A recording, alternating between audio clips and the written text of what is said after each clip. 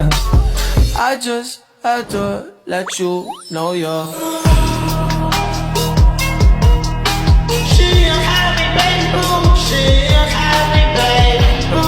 Assalamualaikum warahmatullahi wabarakatuh.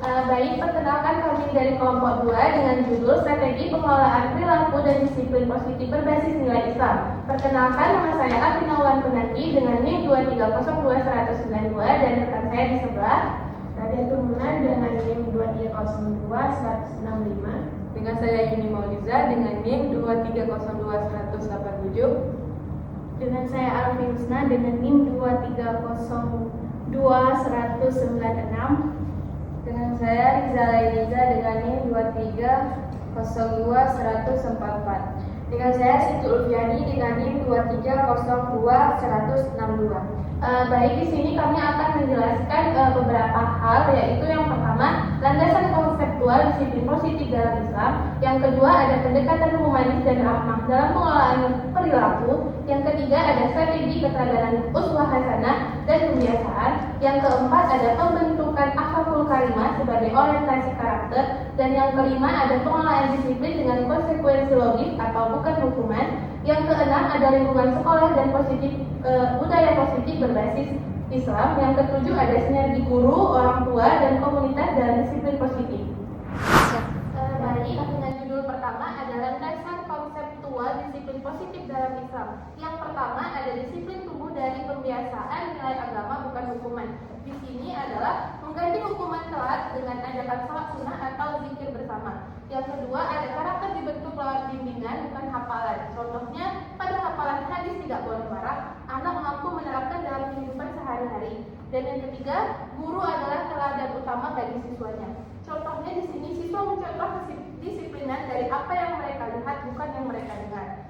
Yang keempat ada nilai baik ditanamkan lewat kebiasaan sehari-hari. Seperti budaya antri saat mengambil wudhu dan masuk kelas. Yang kelima ada kegiatan sosial dan keagamaan membentuk disiplin siswa. Membentuk disiplin siswa seperti belajar bertanggung jawab. Yang kedua ada pendekatan humanis dan rahmah dalam kelas. Yang pertama ada prinsip dasar yaitu siswa sebagai objek di dalam kelas. Yang kedua ada pendekatan humanis dan rahmah dalam kelas, yaitu yang pertama prinsip dasar yaitu siswa sebagai objek di dalam kelas. Dan yang kedua ada strategi pengelolaan kelas.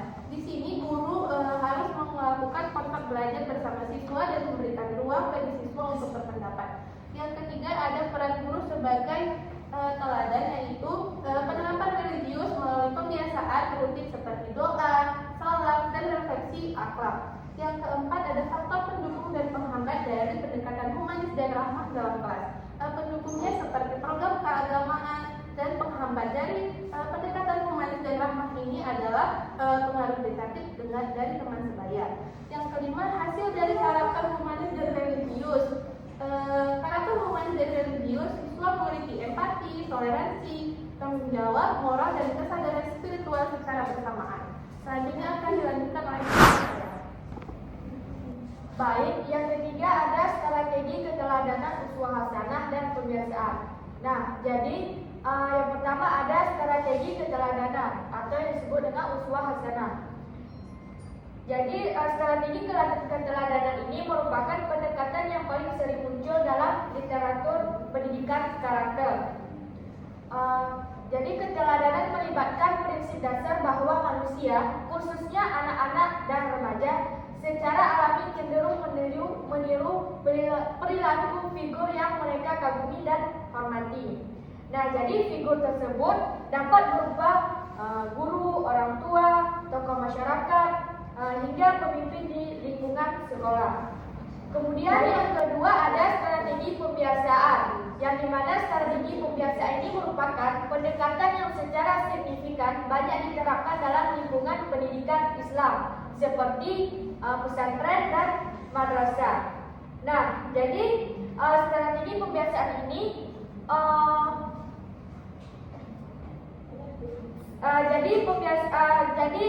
strategi pembiasaan ini mengacu pada proses pelatihan perilaku melalui pengulangan kegiatan yang dimana berisi nilai-nilai moral dan spiritual, seperti contohnya kejujuran, kedisiplinan, kesopanan, serta tanggung jawab. Sekian, terima kasih. Jadi yang keempat ada pembentukan akhlakul karimah sebagai orientasi karakter. Yang pertama ada akhlak terhadap Allah SWT. Jadi akhlak terhadap Allah SWT adalah menjalankan segala perintahnya dan menjauhi segala larangannya. Misalnya melaksanakan salat 5 waktu dan berpuasa di bulan Ramadan. Dan yang kedua ada akhlak terhadap diri sendiri. Jadi kita sabar saat menghadapi kesulitan belajar dan bersyukur atas nikmat kesehatan dan rezeki. Yang ketiga ada akhlak terhadap keluarga. Jadi menjadikan keluarga sebagai orang yang mesti dimuliakan dan dijaga adalah bentuk akhlak terhadap keluarga. Misalnya menghormati dan menaati orang tua dan membantu pekerjaan rumah dan berbicara dengan sopan kepada anggota keluarga. Yang keempat ada akhlak terhadap masyarakat. Tetangga adalah orang terdekat dengan kita, baik dekat karena suatu nasab atau satu agama atau negara. Misalnya menyapa, bersikap ramah kepada tetangga dan menghormati perbedaan agama dan budaya. Dan yang kelima ada akhlak terhadap lingkungan. Akhlak terhadap lingkungan adalah menjaga seluruh dalam atau lingkungan dengan memanfaatkan sesuai dengan kebutuhan manusia. Misalnya membuang sampah pada tempatnya dan menjaga kebersihan lingkungan. Jadi selanjutnya yaitu pengelolaan disiplin dengan konsekuensi logis, bukan hukuman. Nah, konsekuensi logis ini adalah disiplin, cara mendisiplinkan anak tanpa melibatkan hukuman. Misalnya kita jangan memarahi anaknya atau memberi hukuman yang berat, tetapi kita mengajak anak untuk sadar dengan dirinya sendiri kenapa perilakunya itu salah dan jika dilakukan apa dampaknya. Jadi anak belajar dari kejadian bukan karena takut tapi karena dia paham. Selanjutnya ada prinsip. Prinsip ini dilakukan melalui refleksi diri, diskusi dan tanggung jawab atas tindakan. Nah, cara menerapkannya biasanya dengan mengajak anak untuk mikir dan sadar diri. Misalnya mengajak anak untuk mengobrol baik-baik. Terus kita tanya kenapa dia melakukan kesalahan tersebut. Dan bisa juga dengan membiasakan anak untuk bertanggung jawab. Jika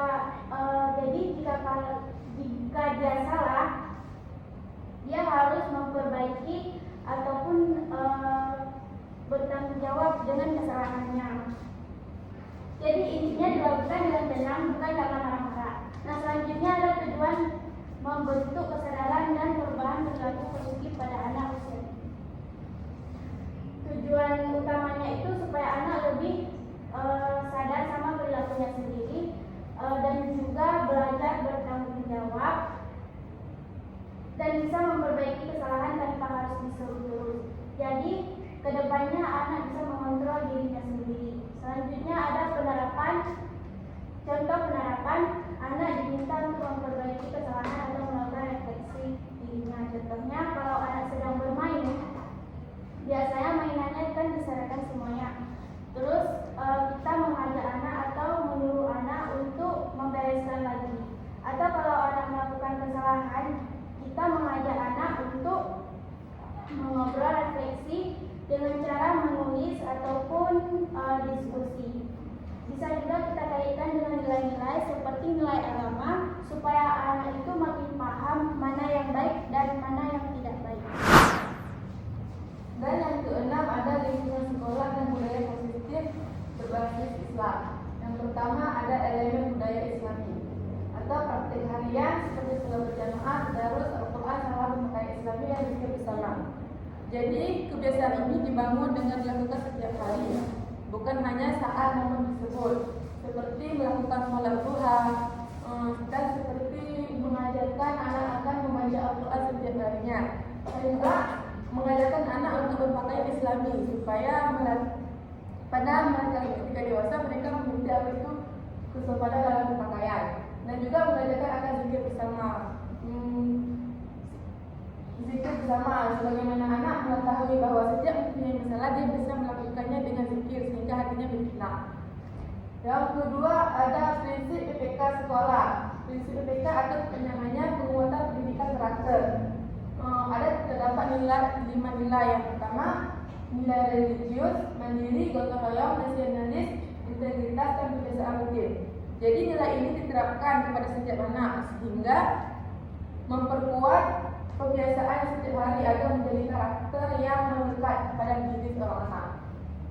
Yang ketiga ada peran guru fasilitator. Guru menjadi teladan menggunakan metode aktif dan mengelola kelas berkarakter.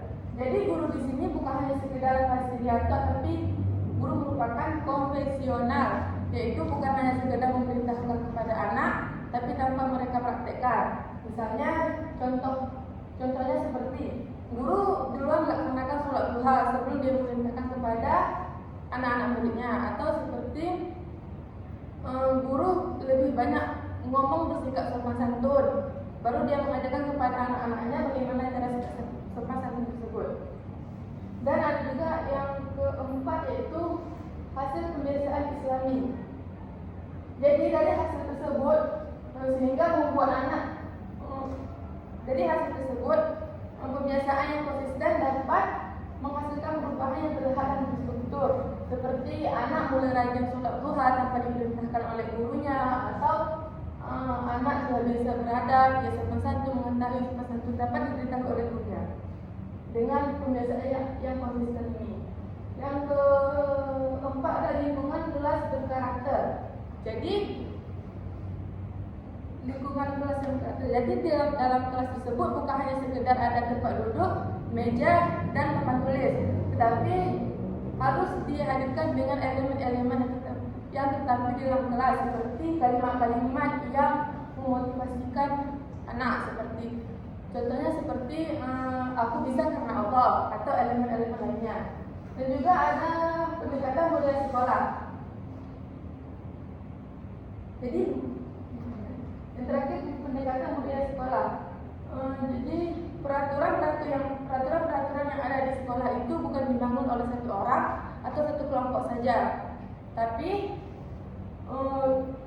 pendekatan peraturan ini dibangun oleh sesama kesepakatan bersama, seperti kepala sekolah dihadirkan dengan staf, guru, orang tua, dan lebih baiknya termasuk dengan anak-anak murid.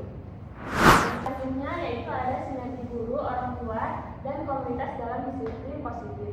Sinergi guru, orang tua, dan komunitas dalam disiplin positif artinya kerjasama antara ketiga peran tersebut untuk mendidik anak menjadi anak yang disiplin dengan cara yang positif dan tidak dengan hukuman yang berat. Nah, dengan hal ini akan membantu anak untuk belajar mandiri, patuh waktu, dan punya sikap yang baik. Yang pertama ada peran guru. Di sini guru berperan utama sebagai teladan dan fasilitator disiplin positif di sekolah.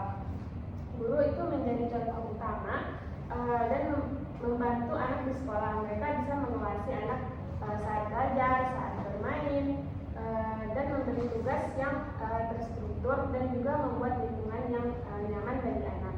Yang kedua ada peran orang tua.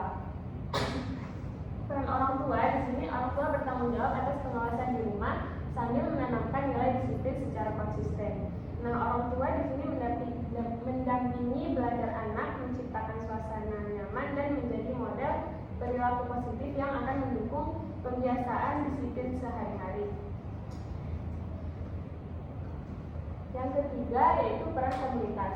Di sini komunitas memperkuat disiplin melalui dukungan kegiatan bersama dan keterlibatan dalam program sekolah. Peran komunitas di sini mereka menciptakan lingkungan sekitar yang mendukung sehingga anak belajar bahwa disiplin itu adalah norma bersama. Hal ini membantu anak paham kalau perilaku disiplin misalnya seperti datang tepat waktu, menghormati orang lain, bukan hanya kewajiban pribadi saja, namun juga tanggung jawab sosial. Lalu yang keempat bentuk sinergi. Di sini sinergi terrealisasikan lewat komunikasi dua arah, misalnya seperti pertemuan rutin orang tua dan guru di sekolah,